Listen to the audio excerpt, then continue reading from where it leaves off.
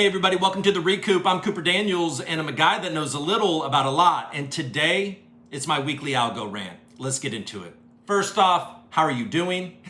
What's going on? Happy Friday. It's Friday afternoon on the West Coast right now. You may have noticed in the title it says the ReCoop goes rogue, or you could have seen my tweet where I said I'm going rogue. I'll get to that in a bit. But before that, let's get to the stats. All right, folks. Hey, Algo is sitting at number 36. Tumbling down the charts, folks, at a little less than 23 cents.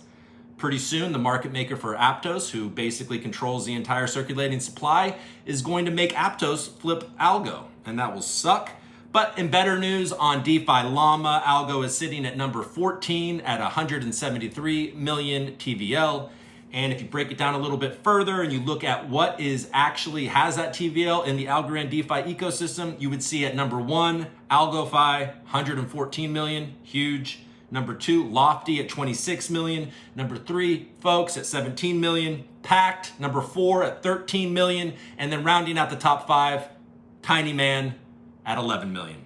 All right, Algo DeFi is growing, it's exciting. And there's a lot of opportunity. So if you're outside the ecosystem, you should check it out because it's one of the better. I keep on looking for other DeFi that is as easy to use, as quick, as user-friendly. And I don't see it. Where is it? Tell me, put it in the comments. Where is other great opportunities in crypto DeFi outside of Algorand? I mean, obviously there's great stuff on Ethereum, but it's hard to navigate. So I just would say if you're new to DeFi and you're looking to explore, Algorand is a great place to do it. And then on the NFT side, folks, looking at the last 30 days, we continue to shine. 6 million Algo in the last 30 days into Algorand NFTs. That's up over 100%. 1.1 million USDC, up almost 70% over the last 30 days. And 4,108 unique buyers, which is up about 21%. So Algorand NFTs, Algorand DeFi, it's just a damn token price, folks. It's just the damn token price. Where do we think the markets are going? I don't know. For the first time in a while, I'm kind of like, well, what's going on? You know, is the worst behind us? Is the question, right? I mean, Silvergate, which is a traditional bank that is basically the banking for most big crypto organizations, it was falling apart. They lost $1 billion in Q4. They had to sell a tremendous amount of digital assets, probably at a huge loss, and that was feeding that dive. But they did their thing. Their stock is recovering. They seem to be financially okay and going to survive. They say they still believe in digital assets. So Silvergate seems to be kind of finding their footing. Genesis claimed bankruptcy recently. That's not good, but it's probably priced in. My instinct says that the worst is not over yet, but I am now allowing for the potential, I think that it's going to be chop. It's going to be chop for sure. We're in a bear market still, folks. And I have a feeling that the Fed next month may actually stick with half basis point. So, because a lot of people are pricing in a quarter point, but I don't know. I think they may stick to 0.5. I have no idea though. And we'll see. If they do a quarter, it'll probably be fine for the markets. And if they do a half, it'll probably be bad. And there are probably more crypto shoes to drop, folks. Be prepared. Don't be over leveraged. Don't get too confident. I know I see it on Twitter. There's a lot of confidence right now. All right. And then in this last week, I'm going to kind of blaze through this stuff. I'll get to my point, my rogue point at the end.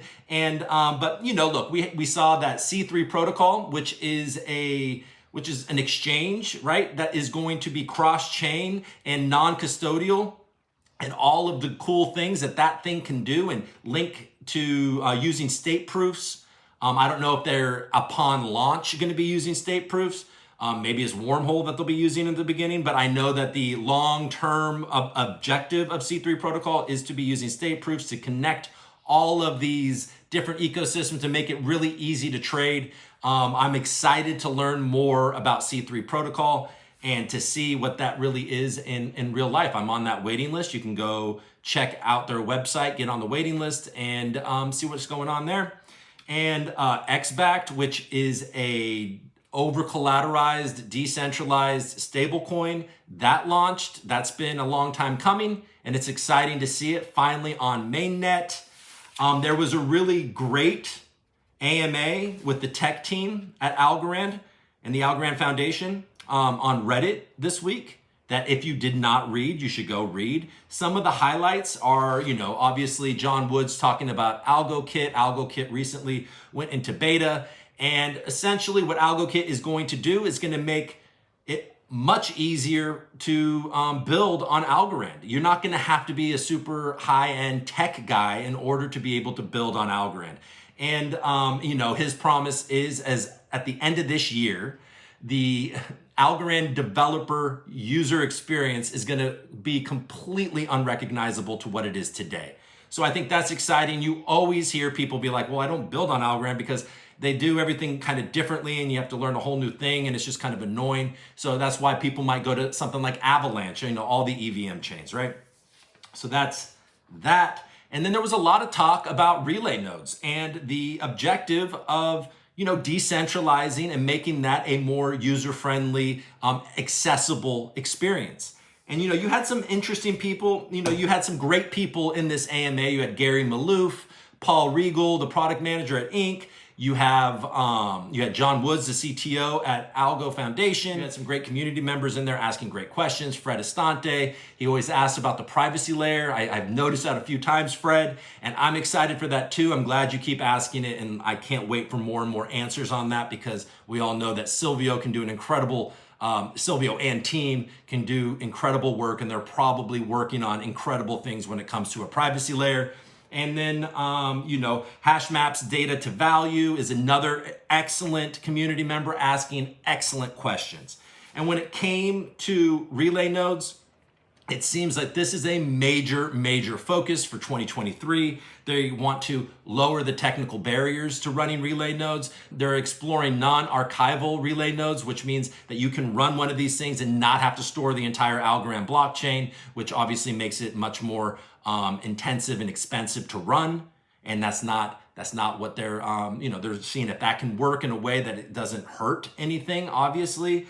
And they're trying to make it one click, just one button, run a relay node, not so complicated, and looking at incentive structures and all of these things. They are truly looking to decentralize this and make Algorand truly and without a question the ecosystem, the blockchain that has truly solved the blockchain trilemma.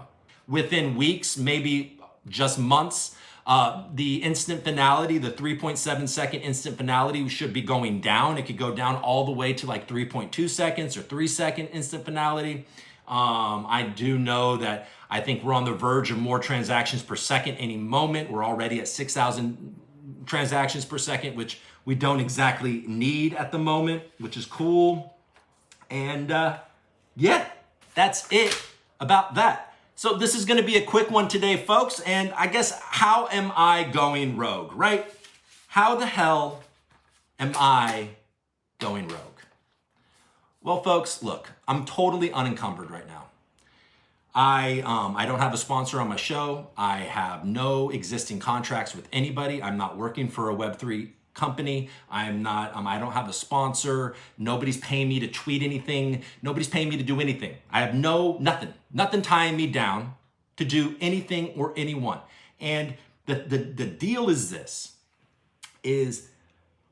I've barely done any of that stuff anyways, right? I do get offers. I turn it down or ignore it often, frankly, because I don't want to be beholden to anybody.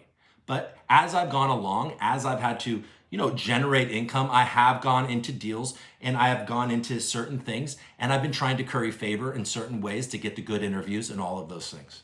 And it's caused a situation to, at sometimes I feel like I have to dance. I can't completely speak the truth. I can't, say exactly what I'm thinking, right? I feel boxed in sometimes, and that isn't how I operate. That's not how I want this show to be. That's not why I started doing this show, okay? So I'm taking this moment right now when there is nothing holding me down. There is no contract. There's nobody that can say anything, right?